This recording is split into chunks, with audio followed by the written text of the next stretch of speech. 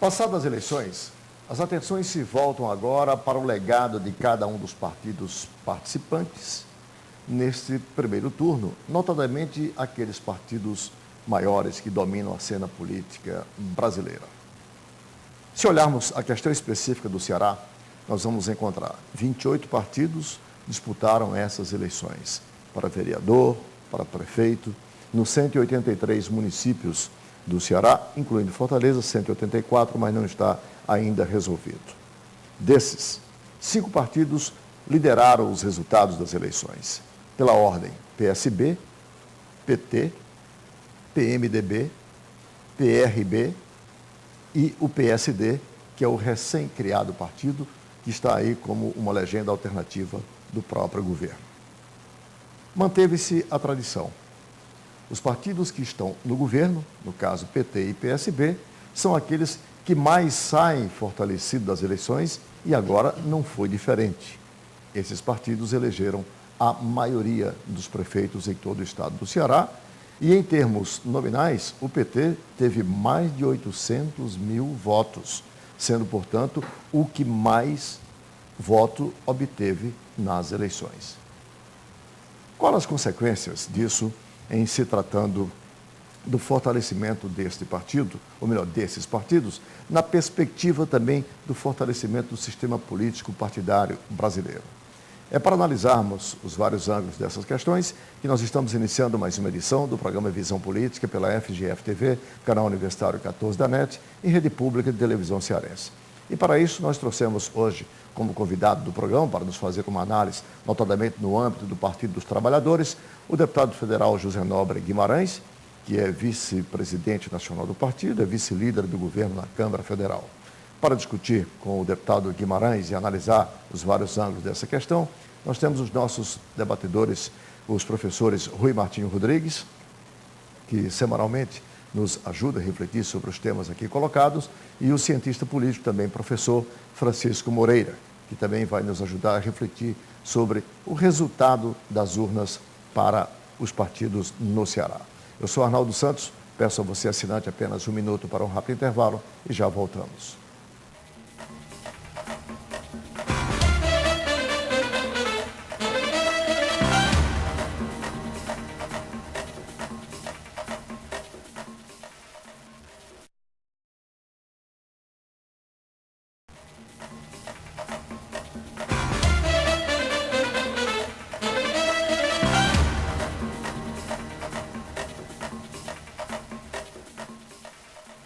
De volta com o primeiro bloco do programa Visão Política pela FGF-TV, canal Universitário 14 da NET e Rede Pública de Televisão Cearense.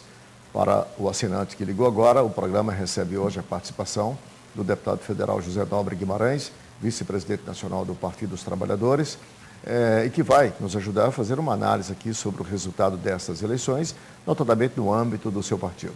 Com o deputado, nós temos os debatedores, o cientista político, professor Francisco Moreira, e o historiador político, também professor Rui Martinho Rodrigues.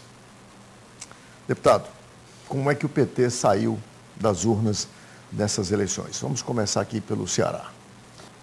Nós tivemos no Ceará um bom resultado eleitoral, seja pelo fato de estarmos no segundo turno em Fortaleza, quando muitos avaliavam a baixa possibilidade do PT ir ao segundo turno, fomos para o segundo turno, temos grandes perspectivas de vitória no segundo turno e elegemos uma quantidade grande de prefeitos. Nós tivemos um aumento de 100%, tínhamos 14 em 2008 e elegemos 30 prefeitos, podemos ficar com 29 ou 31, dependendo do desfecho aí, do segundo turno.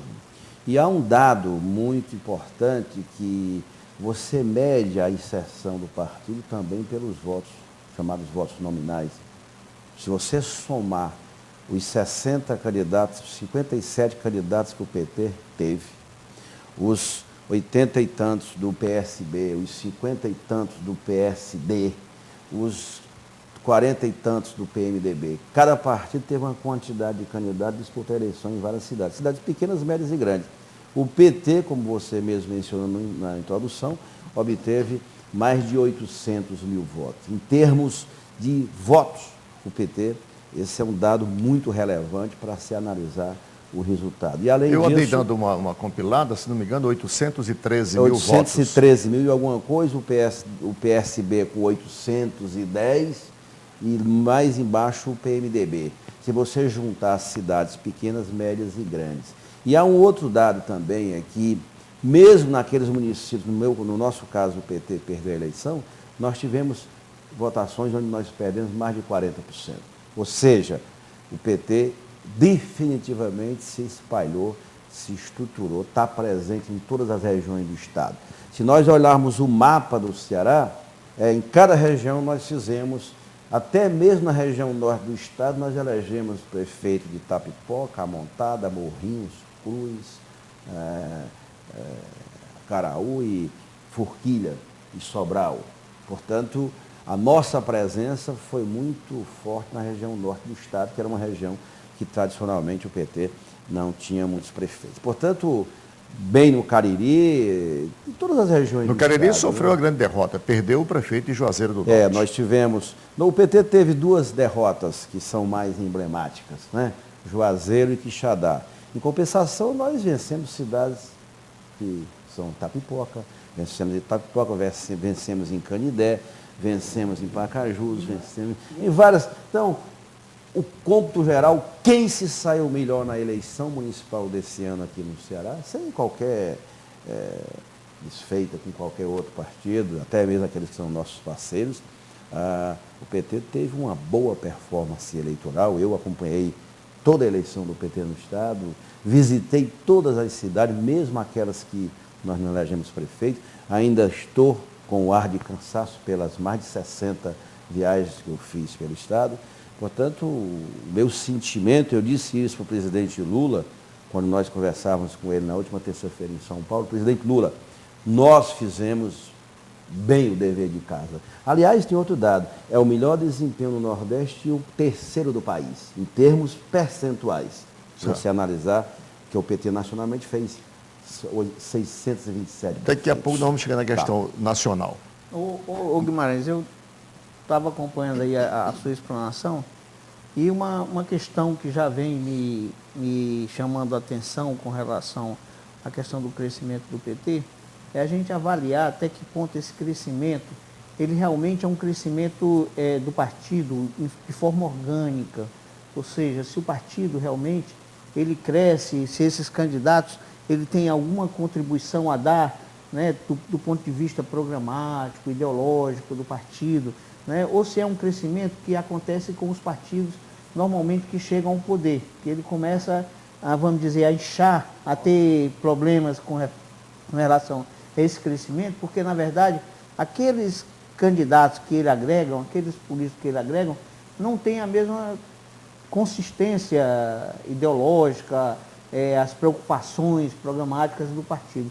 O partido tem tido essa preocupação com relação a esses candidatos? Eu posso assegurar, Moreira, que é a melhor safra de prefeitos do PT. Isso do ponto de vista ideológico e do ponto de vista do compromisso com o petismo.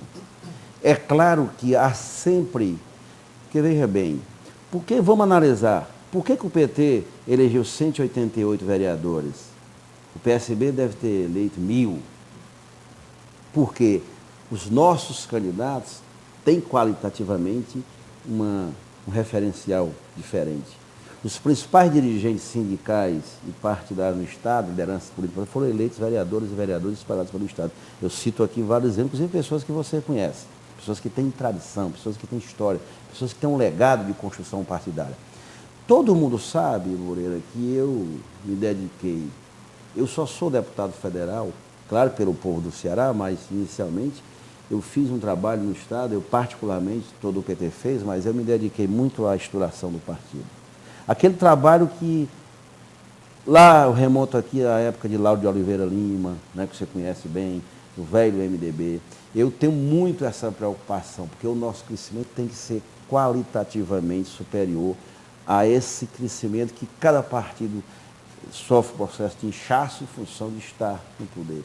É sempre um risco, sempre chega aquele em função porque está no poder. Mas o corte nosso, eu vou te falar uma coisa, vou pegar o exemplo aqui de uma eleição que nós perdemos, 2 eleições que nós perdemos, eu nunca vi tanta militância ideológica do PT fazer na campanha, Juazeiro e Quixadá, né? E não foram, no caso de Juazeiro, não foi uma má gestão, pelo contrário, não dá nem para comparar o prefeito que ganhou com o nosso. No entanto, houve um problema de desgaste, mas a militância, estou dando esse exemplo para ver o seguinte, nunca a militância do PT se engajou tanto no processo político eleitoral no Estado. E outra coisa, com as marcas, com o vermelho e com os símbolos do PT, porque você sabe que, às vezes, o militante candidato menos ideológico, ele esconde um pouco as marcas, o partido. Nós não escondemos. Eu penso que há esse risco, sim, você tem razão, mas eu mesmo tenho tido um cuidado exageradamente grande para evitar, porque é importante para o país. Mas me parece que a reflexão do Moreira é muito pertinente, porque é uma tendência histórica para a influência do poder executivo, seja do ente, União, Estado ou município, ser preponderante, seja sobre as casas legislativas, seja sobre o nosso processo eleitoral. E os partidos no poder gozam, desde 1988, de um favoritismo impressionante, né? Prefeito, candidato à reeleição, geralmente é favorito. Governador também e presidente também. E esse favoritismo atrai, até porque, principalmente no Norte e Nordeste, porque os prefeitos dependem muito de boas relações institucionais com o Estado e principalmente com a União. Então, isso leva o eleitor ou as lideranças que carregam votos a procurar estabelecer uma ponte com a União, elegendo um prefeito que tenha relações institucionais mais desimpedidas com o governo federal. Então, esse crescimento não surpreende. Agora, com relação à pureza ideológica ou coisa desse tipo, me parece que não há muito ambiente para isso mais, né? Porque é um fenômeno internacional. O rigor das convicções ideológicas está se esmaecendo no mundo inteiro, até porque a prática do exercício do poder tem diferenciado partidos. Você olha para a Inglaterra e entra o Partido Conservador e sai o Partido Conservador e entra o Trabalhista e você não vê diferença de política econômica. Ou na Espanha sai um Felipe González e entra um... Que não é o caso, né, Rui, do Brasil, né? Debatendo também nós contigo. Não temos... Veja bem, deixa eu te dar um elemento para vocês dois aqui. Sabe qual foi o principal elemento que fez com que o PT ganhasse a eleição em vários municípios? Os programas sociais do governo Lula e da Dilma. Tarifa de energia, que tem origem Bolsa no período Família. anterior, né? Portanto, não há grandes diferenças. Não, mas a diferença Quer dizer, é que agora... O PT herdou... Por que nós... Hoje você tem uma ascensão da classe média em função de um problema que é chave, que é uma mudança de modelo. Como o Lula enfrentou a questão da pobreza no campo, sobretudo. Então, isso migrou tudo para o PT. Os programas então, o fato do PT, eu estou falando, Rui, para além dos programas de transferência de renda, há hoje um dado. O governo anterior criou o tal do Bolsa Família, existia uma Bolsa Famíliazinha lá, mas alterou a renda no Brasil? Não. Elevou a condição de classe média, 30 milhões de brasileiros? Não. O Lula, a capacidade ideológica do Lula de perceber de que isso é um corte ideológico, fazer da sociedade de família uma sociedade de inclusão, isso teve um peso grande na eleição. É menos o poder. Essas políticas teve muito peso na disputa eleitoral em pequenas cidades. Eu diria que o PT soube administrar melhor a marca dessas políticas, né? Soube se comunicar melhor e assumir a paternidade de políticas indiferenciadas de partidos que não têm grandes Mas é a diferenças entre opção, si. né, Rui? É a opção que você faz do modelo. Quando ele disse, eu tenho que elevar o Bolsa Família de 2 milhões para 13 bi, é porque ele Mas quis. aí houve circunstâncias entendeu? históricas, Então né, que fez uma permitiram, opção de modelo. Isso é só um diferencial grande. O Brasil, no fim da década de 90 e nos 2 primeiros anos desse século, enfrentou um quadro internacional adverso. Era a crise da Ásia, era a crise da Turquia, era a crise da Argentina, era a crise para todo agora é lado. do mundo, né? Mas nos 8 primeiros anos da administração federal do PT, ele navegou Não, mas você lembra da crise de no 2008? céu de brigadeiro, voou no e céu a de crise brigadeiro. do mundo hoje, a crise que o mundo quase que vai abaixo. Qual é a diferença? Agora, Que o Brasil alterou o modelo sobre o governo do PT. Essa crise nos encontrou com instituições financeiras sólidas por causa do PROE. Não é? Quer dizer, foi feita uma base, o crescimento econômico ou os programas sociais efetivos, eles dependem de reformas institucionais. Quando a gente olha para o crescimento da era Juscelino, a gente esquece que quem fez as reformas institucionais que permitiram o crescimento do Juscelino foi o Vargas, no segundo governo Vargas, o grupo de Itatiaia. Bom, eu vou fazer o nosso primeiro intervalo, mas eu quero continuar nessa perspectiva de análise, quando voltarmos no segundo bloco, para sabermos como é que foi, qual o legado das urnas para o PT, obviamente para os partidos que estão no poder, mas especialmente o PT, porque nós temos aqui a presença do vice-presidente nacional do partido e vice-líder do governo Dilma, no Nordeste e no Brasil, não esquecendo que o PT disputou e vai disputar ainda o segundo turno em algumas capitais, sob aí a égide do Mensalão, do julgamento do Mensalão.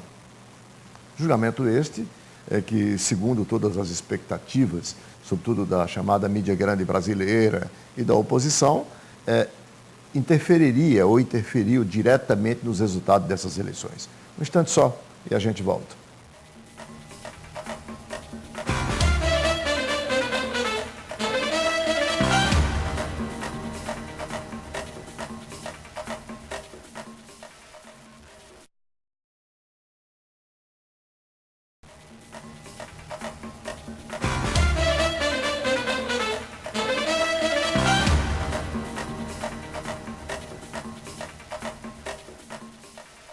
De volta com o segundo bloco do programa Visão Política pela FGF-TV, canal Universitário 14 da NET e Rede Pública de Televisão Cearense. Hoje com as participações do deputado federal José Nobre Guimarães, vice-presidente nacional do PT, e debatendo com ele o cientista político Francisco Moreira e o historiador Rui Martinho Rodrigues. No primeiro bloco, nós analisamos aqui o legado, o resultado das urnas para o PT no Ceará. Vamos agora ao Nordeste e o Brasil. Deputado, levando-se em consideração que o PT está sob julgamento nesse instante, vamos chamar assim. O chamado escândalo do Mensalão, que está em processo de julgamento, onde já pegou a cúpula, digamos, nacional do partido e já condenou, e isso, segundo as expectativas de analistas da mídia, isso teria uma interferência direta nos resultados das eleições para o partido. Até que ponto isso realmente interferiu nos resultados? E se interferiu, em que grau? Qual é a situação do partido no Nordeste e no Brasil hoje? Uma semana antes do primeiro turno, a grande mídia apregoou o fracasso do PT. Quem assistia o Merval, por exemplo, vou citá-lo, que o PT não iria para o segundo turno em São Paulo, ia perder isso e aquilo. O fato é que toda a utilização que foi feita em São Paulo, no caso do julgamento do Mensalão, não interditou o processo de crescimento do PT. Até porque nós fomos para o segundo turno e já as pesquisas indicam o favoritismo do candidato do PT em São Paulo. Não é? E como é que... Vamos analisar isso, Moreira. O Haddad hoje tem 10 pontos. Por que não interditou o crescimento do PT em São Paulo, esse fato? E olha, nunca o PT sofreu um ataque tão virulento. Não era só punir injustamente alguns, não, mas era criminalizar o PT. O fato é que nós estamos no segundo turno em São Paulo, temos boas chances de vencermos as eleições em São Paulo. Já está liderando com 10 pontos percentuais à frente. E em São Paulo, não é qualquer capital, onde esse tema foi para o debate no primeiro turno, sem dó e sem compaixão. E estamos no Nordeste, em Fortaleza, João Pessoa e Salvador. O PT vencendo a eleição em São Paulo já resolve o nosso problema do simbólico. O PT sai vitorioso porque é um duro golpe no PSDB em São Paulo, no Tucanato em São Paulo. E se vencemos, que penso que venceremos em Fortaleza, João Pessoa está encaminhado em Salvador, o PT vai ter além de Cuiabá, Rio Branco, são mais 3 capitais que o PT disputa, o PT terá o maior resultado eleitoral de sua história no momento que o partido está sendo violentamente atacado. Porque julgar tudo bem, mas a forma que for utilizada, e não é pela oposição, não. Será maior do que 2008? Será maior que 2008. Na quantidade, veja bem, nós já tiramos no primeiro turno 17 milhões e 300 mil votos. Já existe um quadro nesse sentido, se a gente contar as prefeituras eleitas no Brasil. O PT cresceu 12% o número de prefeitos eleitos no Brasil até agora. Nós né? passamos de 454 para 627. Nós Teve um crescemos crescimento 40%, e o PSB, quem cresceu mais percentualmente foi o PSB e depois o PT, isso em termos nacionais. No Nordeste, nós elegemos 188 prefeitos. A maior quantidade. E na Bahia, 92 na Bahia e 30 aqui no Ceará. O partido, portanto, e elegemos 5.500 vereadores. São os dados nacionais, além da disputa principal em São Paulo. Portanto, o partido vai ter o melhor desempenho eleitoral de sua história. Agora em termos nominais e em termos de quantidade também. Agora é bom chamar a atenção que é preciso ganhar esses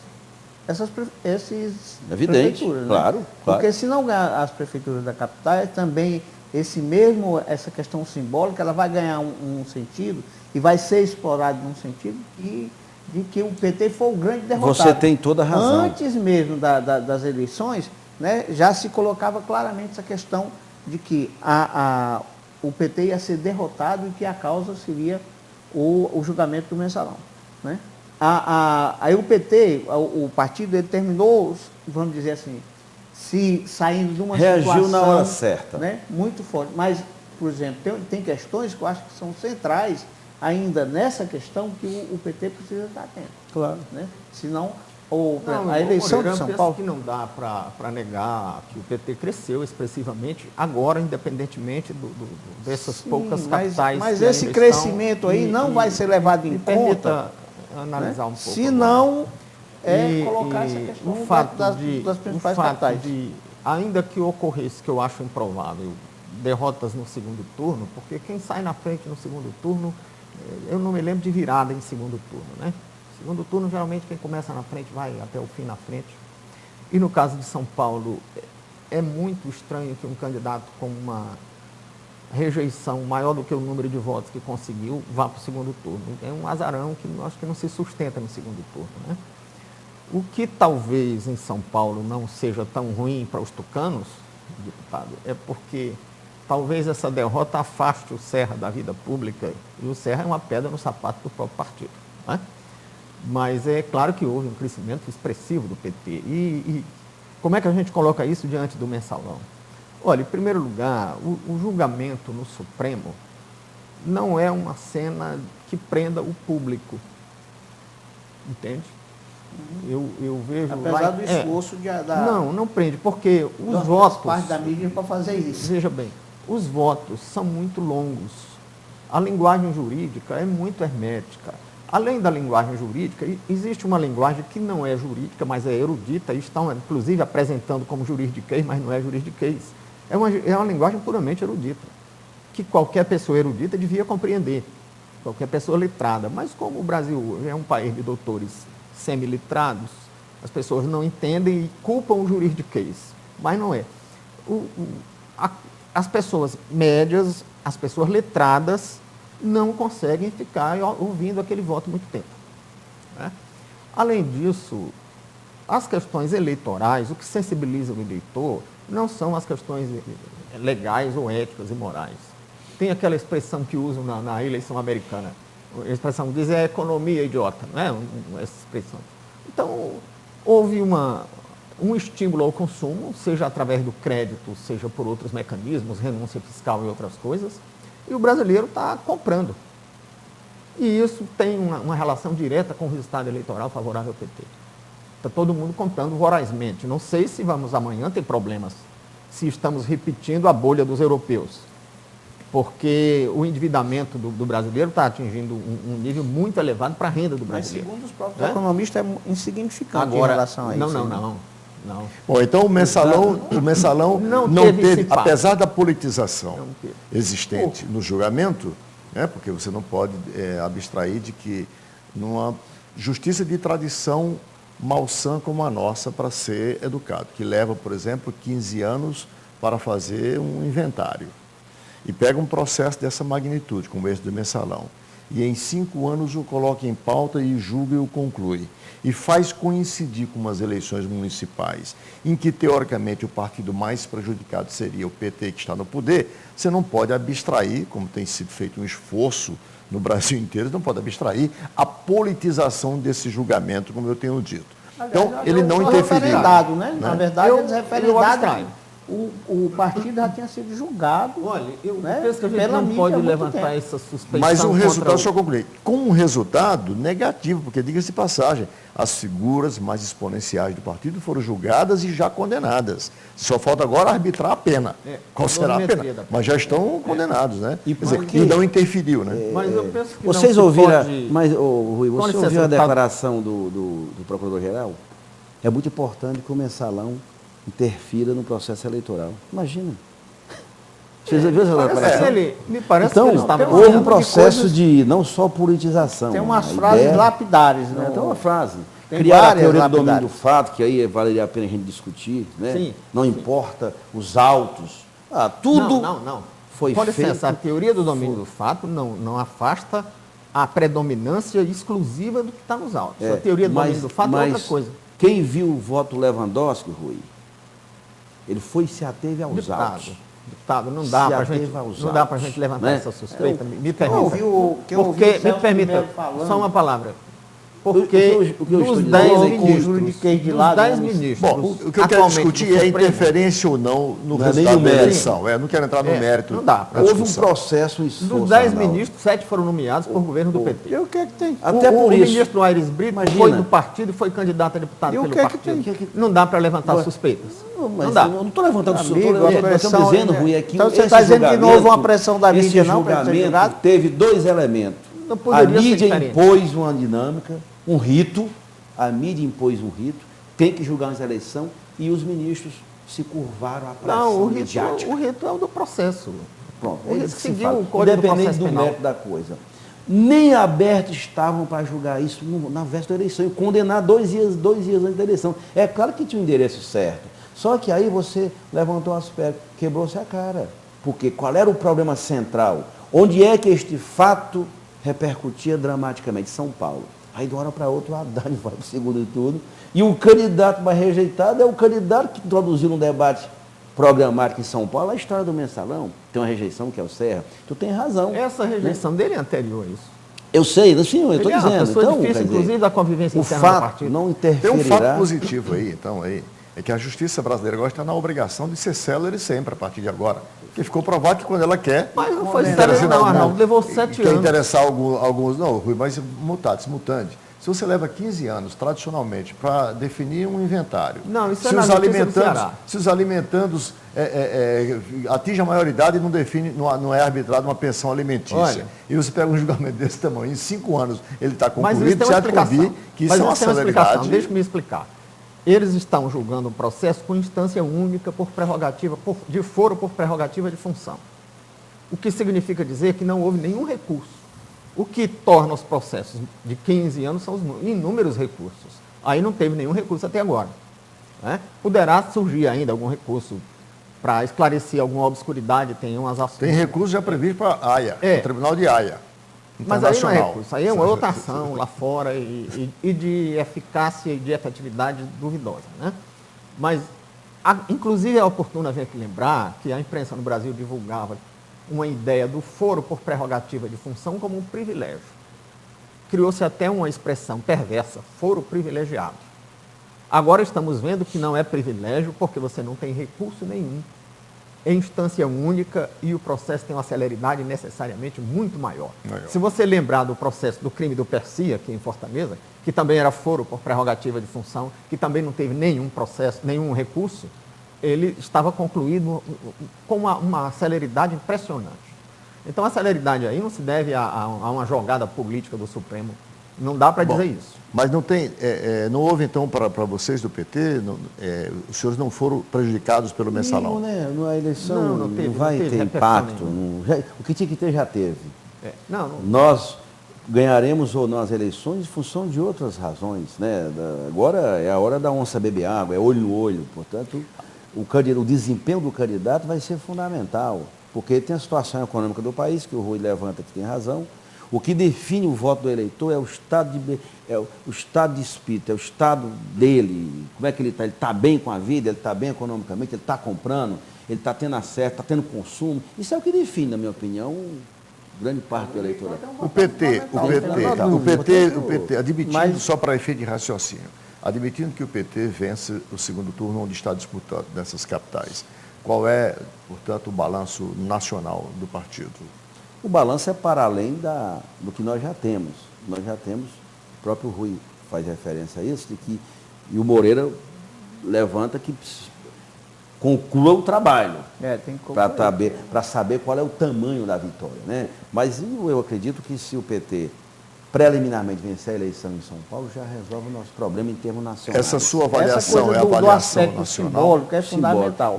A eleição em São Paulo passou a ser um problema tratado pela mídia nacional como uma questão central. A questão central. Então a eleição em São Paulo é a questão central. E Mas disputar duas capitais são fundamentais. Agora, eu não estou dizendo que Fortaleza e Salvador não são sei. fundamentais. Se nós fizermos São Paulo, Fortaleza e Salvador, Arnaldo, Aí Não, São Paulo tem uma simbologia mais forte, porque Fortaleza e Salvador, sim, entendeu? situadas no Nordeste, e no Nordeste o PT sempre tem uma votação mais expressiva, né? Em São Paulo é que o PT não é hegemônico. Mas além do acesso dos brasileiros à compra, tem um outro fator também aí, é que há uma hegemonia ideológica no Brasil de um pensamento que pode ter vários matizes e várias raízes diferentes, mas que tem uma prática social-democrata, né? Digamos, o deputado tem uma origem leninista, mas tem uma prática social-democrata. E fora desse espectro que é dominante na imprensa, que é dominante nas universidades, que é dominante em todas as vias de expressão da sociedade, o Brasil hoje não tem nenhuma outra expressão política. Então o Brasil não tem oposição, essa que é a verdade, né? Bom, O que cria o perigo de um crescimento excessivo de um partido, né? o partido Uma inchou, mexicanização eu do queria Brasil. saber, para concluir, deputado, o partido cresceu ou inchou? Deixa eu fazer aqui a diferença. No poder, ele tem uma tendência a inchar, ou seja, todo mundo vem por gravidade, pelas benesses que o poder oferece. O crescimento, ele é qualitativo, ele é quantitativo, mas ele é qualitativo. Ele fortalece o partido, sob o ponto de vista programático, sob a sua densidade eleitoral, inclusive. É bom deixar isso muito claro. O partido cresceu ou inchou? no auge do DEM, do PFL e do PMDB, eles elegeram 1.800, 2.000 e tantos prefeitos. Estavam no poder, né? Está acabando. Lembram? O PMDB, na época do José Sarney, elegeu 2.200 prefeitos, Foi. o PFL elegeu 1.800, eu lembro desse dado, o PT não. Então o PT não inchou, porque aqui no Ceará nós só elegemos 138 um vereadores. crescimento vegetativo É um também crescimento importante. mais substantivo.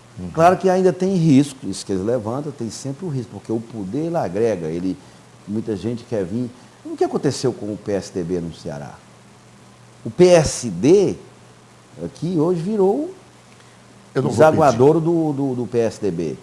Nós do PT não tem tido um crescimento em função, evidentemente, do governo, o êxito do governo federal que nós realizamos. É claro que tem esse risco que a gente precisa ficar muito atento, porque o PT não pode perder essa sua, esse seu legado, né, ideológico. É claro que tu tem razão. Nós hoje desenvolvemos, nas condições do Brasil, Rui, uma prática de governo social-democrata, né? É o chamado governo do bem-estar social. Eu tenho dimensão disso, né? E tem captado votos por isso. Então o PT não pode se descuidar do aspecto ideológico, do aspecto da formação, porque senão ele deixa de ser a referência que ele é. O outro partido que também mais cresceu, e não é por acaso, é o PSB. Mas eu não vou lhe pedir para analisar o PSB, porque seria antiético, se a questão de foro íntimo, eu assumo com o assinante, para depois trazer alguém do PSB aqui para fazer essa mesma análise aqui nesse instante. Mas e o segundo turno em Fortaleza? Este é o assunto que eu quero trazer aqui para a discussão no nosso terceiro e último bloco, sobre qual a perspectiva do PT em Fortaleza nesse segundo turno, polarizado aí entre Roberto Cláudio e Elmano Freitas. Um instante só e a gente volta.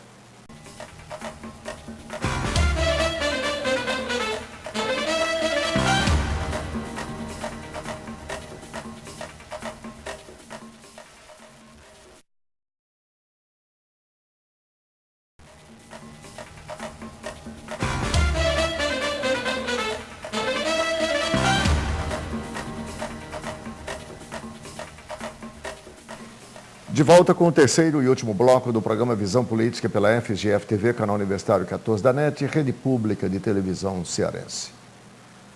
Para o assinante que ligou agora, nós temos hoje a presença do deputado federal José Nobre Guimarães, os debatedores professores Francisco Moreira e Rui Martínio Rodrigues. Estamos aqui analisando o resultado das urnas para o Partido dos Trabalhadores, concomitantemente a influência do mensalão, do julgamento do mensalão. Mas eu quero propor agora nesse bloco, que é o nosso último bloco, a questão que está aí, como nós costumamos dizer, está no nosso terreiro, que é o segundo turno das eleições, entre a opção Elmano Freitas, quer dizer, que representa exatamente esse pensamento do Partido dos Trabalhadores, da administração Luiziane Lins, continuidade do Fortaleza Bela, e, do outro lado, o candidato Roberto Cláudio, que representa, na linguagem do governador, a renovação para Fortaleza. Chegando, inclusive, a se colocar aí uma questão plebiscitária. Quem quiser continuar com o modelo que aí está, vai votar em Elmano Freitas. Quem quiser mudança e renovação, no pensamento do PSB, então muda para Roberto Cláudio. Qual é a perspectiva, deputado Guimarães, nesse instante? Qual é o sentimento dos senhores e que condições objetivas os senhores têm para se diferenciar da candidatura do Roberto Cláudio e ganhar essas eleições no segundo turno? Eu penso que essa eleição em Fortaleza, Arnaldo, deveria ser analisada com muito cuidado, independente até do resultado do segundo turno, porque nós temos que tirar algumas lições desse pleito. A análise fria dos dados das pesquisas, que a eleição está dada, que não vai dar, que não pode, foi tudo de água abaixo. Como é que foi dito que o candidato do PT não iria a lugar nenhum, até se usou muito aquela frase, o poste, e o candidato vai para o segundo turno em primeiro lugar? Não é? Se nós formos analisar sobre esse aspecto, né, o candidato que está com ele no segundo turno entrou para o segundo turno com mais fraco, então tem menos luz do que o que foi em primeiro lugar. Segundo... Você se refere às declarações do governador, segundo as quais não apoiou o candidato Elmano porque ele não tinha viabilidade eleitoral? Ao análise do conjunto da obra. Certo. Do conjunto da obra. Os dois candidatos que foram ao segundo turno são dois nomes, um do PT menos conhecido que o PSB, e foram dois candidatos que chegaram ao segundo turno com suas virtudes e defeitos. Foram para o segundo turno. O segundo turno, o meu sentimento no PT é de vitória. Posso estar enganado, mas a minha percepção do eleitorado de Fortaleza, ele não vai entrar nesse clichê, favor ou contra, isso ou aquilo. A cidade de Fortaleza é muito maior do que a discussão continuidade ou não continuidade, o lado de cá contra o lado de lá. Essa dinâmica na disputa do segundo turno não dá certo.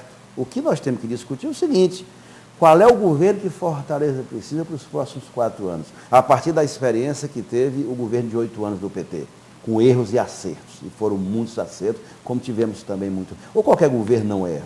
Então, o debate que nós precisamos fazer, que vai ser feito na televisão, dos dois candidatos, é o seguinte: qual é a Fortaleza que nós pretendemos ter para os próximos 4 anos? Deputado, agora não esquecemos a eleição não é um plebiscito quem é a favor ou contra a Luiziane, porque senão, quem é a favor ou contra o Lula, como é que fica isso? Então eu acho que o debate é outro. Qual é o programa que a cidade precisa?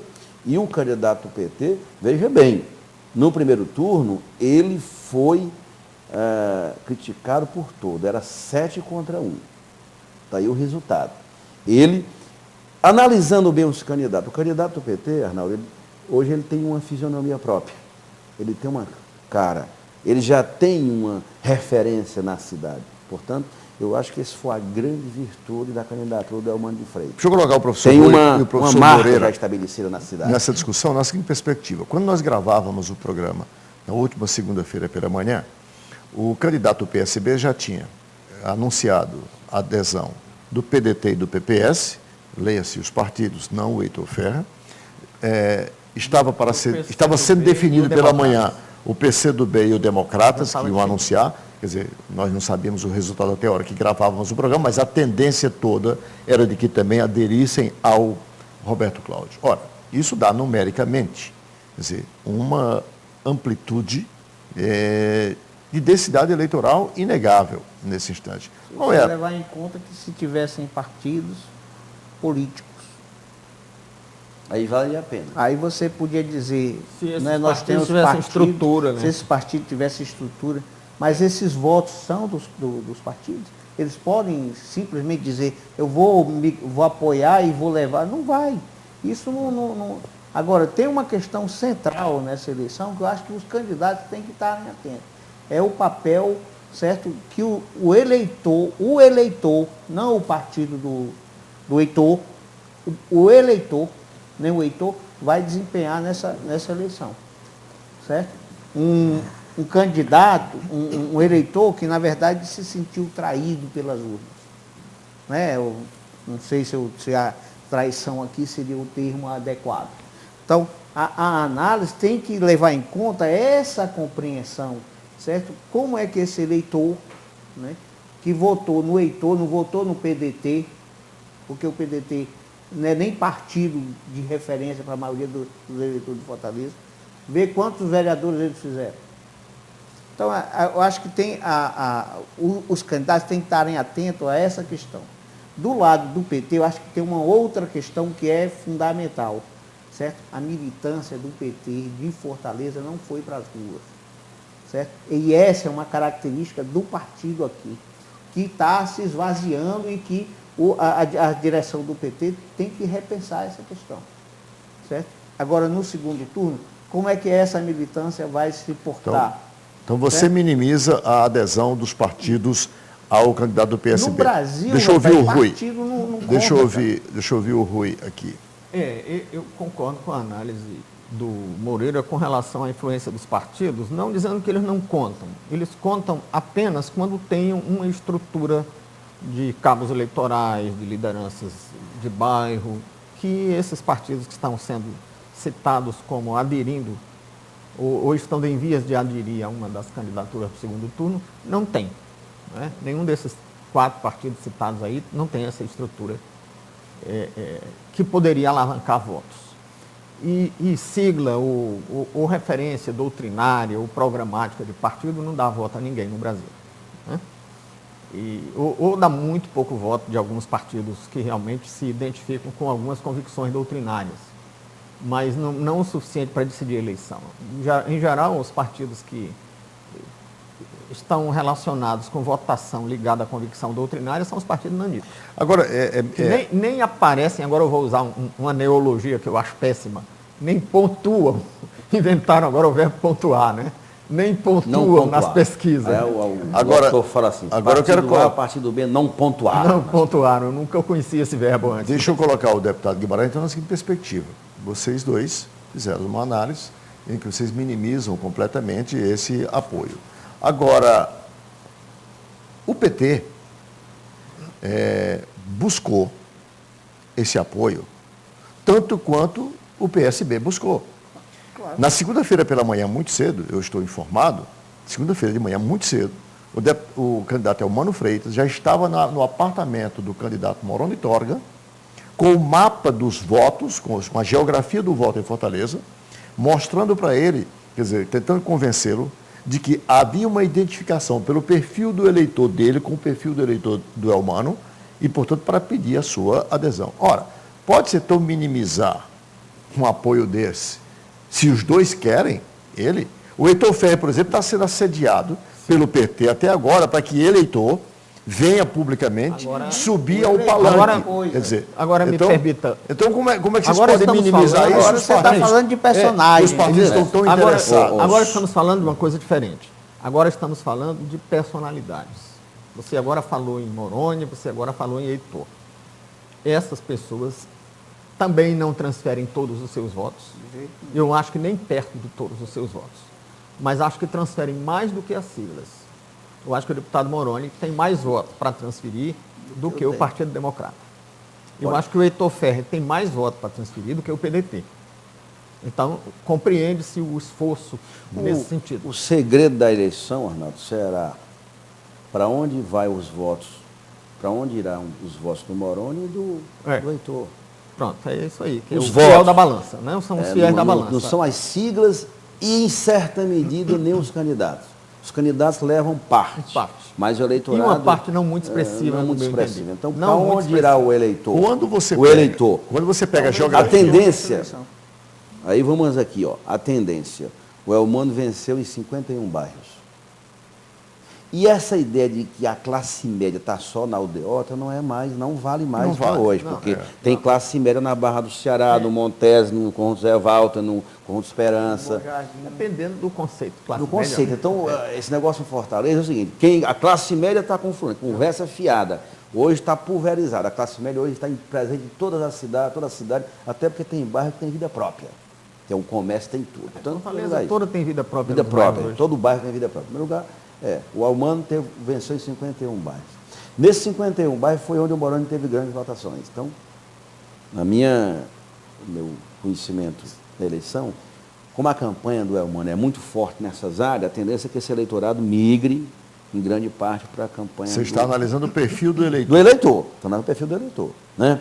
O Heitor venceu em 27 bairros. Né? Qual é o perfil do eleitor, do Heitor, veja bem, está olha para a situação PT, do eleitor, ou está para o Roberto Cláudio? Olha a situação do eleitor do Heitor. O Heitor fez oposição aos dois governos. Veja bem, o Heitor fez oposição aos dois governos. Mas ele fez muito mais oposição ao governo do Estado, concordam? Por conta do mandato. Até porque ele era deputado, não era vereador. É isso que eu estou te falando. Até porque era deputado estadual e fez muita oposição. Ele não reúne condições para o patrimônio que ele deixa da eleição, ele ia apoiar o governo. Ele não reúne condições, porque senão o eleitorado dele não vai perdoar. Né? Ou ele fica, o Heitor, eu acho que ele vai ficar neutro, ou vem para apoiar o candidato do PT, na minha percepção. Quando gravávamos, ele estava dando uma entrevista coletiva para anunciar a sua posição de neutralidade. Pois é, então é mais ou menos isso. Então o eleitor do Elmano, ou eleitor do Heitor, vai ficar naquele drama, né? É que toda vida que eu analiso essas dramaticidades políticas, eu me lembro daquele livro do Lênin, Suicídio de Classe, né? Aquele momento assim da... Então, o eleitor do Heitor vai estar tomando uma decisão, fica com o candidato do governo estadual ou o candidato... Prevê. Então, é um drama o eleitor do Heitor. Prevê Quem acertar o passo no programa de televisão e quem colocar a militância na rua, a estrutura dos partidos vai pesar dois muito, elementos, né? vão ser Agora, fundamentais. o que difere um candidato do outro? Você anota alguma diferença? Porque eu acho que discussões partidárias, personalistas à parte, o que nos interessa é uma proposta que marque territórios, né? Visão de mundo. E eu não percebo, eu não percebo essa diferença. O segundo turno afastou todas as diferenças, porque ambos os candidatos do segundo turno têm uma postura social-democrata. Ainda pode-se dizer assim, não, Elmano tem origem leninista ou trotskista, não sei, não conheço a intimidade do pensamento dele. Mas na prática tem uma prática social-democrata. Então fica muito difícil de discernir entre os dois candidatos. Você, Moreira, você percebe, daqui a pouco, deputado, eu vou lhe perguntar qual é a diferença. Você percebe, Moreira, alguma diferença? Que diferença você demarcaria para o nosso assinante entre as duas propostas que estão aí? Não, eu não consigo nem ter essa percepção também não, né? A grande questão que eu hoje vejo, que eu vi nesse processo eleitoral, que eu constatei, é que, na verdade, você tinha uma disputa em que o aspecto político, de politização mesmo da campanha, ele não existiu. Né? Então, você chegava no centro da cidade no final de semana, no sábado, por exemplo, estavam as ruas, as praças tomadas por bandeiras e tal, mas você olhava quem era que estava segurando as bandeiras. Né? Você chegava nas avenidas, era a mesma coisa, as avenidas tomadas de bandeira, mas não tinha... As pessoas que estavam ali não tinham nenhuma identificação nem com a Não, ali era 20 com a reais bandeira. Diária mais um lanche. Pois é, então é uma questão, certo, que hoje a gente precisa repensar. Não tem engajamento da sociedade na campanha. De jeito nenhum. Então você tem de ambas as partes. Duas máquinas que se prepararam para uma disputa, né, que é confusa, inclusive, para a população, porque eles estiveram juntos até ontem, aí da hora para outra romperam por questões pontuais. Personalistas, né? Deixa eu ouvir o deputado Guimarães. Deputado, Exatamente isso. em que o PT se difere do PSB, já que, segundo nossos dois analistas, ambos têm propostas sociais democráticas, social-democráticas? Então, primeiro tem que fazer uma correção, se me permitem os dois. É que teve momentos no primeiro turno que teve muita militância que não foi militância paga no PT. Ontem, por exemplo, eu vou dar o exemplo de ontem. Ontem você diz no último domingo? No último domingo. No último domingo. Eu fui para sacar o estado de espírito do eleitor na 31 de março. Quem desce para a praia ali. Não tinha menos do que umas 300 pessoas, só gente de classe média, chamada classe média militante, com as bandeiras do Elmano. Então, não é verdade que não tem militância. Eu diria, Moreira, que não tem a mesma militância de 89, das campanhas passadas do Lula, mas teve uma presença importante da militância do PT no primeiro turno. Nos bairros, ali é porque a militância... E vai ter muito mais agora. A militância agora, na Praça Portugal é porque é uma militância que é um jeito chique de ser burguês, é ser revolucionário. Bom, Vários ser bairros militante, isso, não. mas ser militante... Gostei do jeito chique de ser burguês. Ser militante e ter a coragem de... Ontem eu presenciei um fato que eu me levantei para parabenizar. Tem uma barraca que está em moda na Praia do Futuro agora, né? E só vai mesmo top, né? O povo mais de classe média, né? O chamado Royal Society, Fortaleza. E aí, eu cheguei, eu estava no... E você frequenta esses Não, lugares? eu fui porque tinha dois amigos lá, estava de calça, inclusive, eu tinha saído de uma atividade de campanha e fui almoçar lá, comer um peixe na beira da barraca bem chique, né? E lá só tem classe média alta. Aí eu chego lá, o pessoal falou, várias pessoas falaram comigo, aí o pessoal falou assim, deputado, esse ambiente aqui não é muito... adequado. A maioria do eleitorado aqui não vota com petista. Mas por quê? Aí eu me impacientei com aquilo. Aí entra um rapaz lá, com aquele adesivo, o cara só de calção, né? Aí o cara botou aqui no peito dele, olho no olho. Depois que ele fez isso, eu comecei a perguntar às pessoas, né? Então, tem, Rui e Moreira, não é só ser chique, porque também tem esse valor. É a tradição do pirata, que era um entendeu? baixo Tem essa tradição, revolucionário. tem esse valor que é importante para as pessoas. Não é só o modismo. Eu não sou chique, mas sou O light. modismo, você pegar uma bandeira e ir para Rui Barbosa com o Antônio Salles ali, fazer campanha do PT. Isso tem um valor, eu prezo muito por isso, porque não é só... Sim, mas as propostas, Bom, propostas. Então, primeiro eu quero resgatar isso, que a militância do PT teve um papel importante. Aliás, sem ela nós não teríamos ido para o segundo turno. Segundo, os candidatos são diferentes, sim. Bastante diferentes.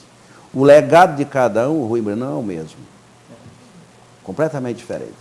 Né? Não, eu digo, mas nas propostas que eles estão propondo. Não, mas a proposta, elas advêm de uma referência. O tempo acabou. Então, primeiro isso. Segundo, as propostas, há exageros, né? De uma avaliação que o que está não presta e que é preciso mudar. E há uma avaliação da nossa porta, o que tem muita coisa boa e precisa melhorar.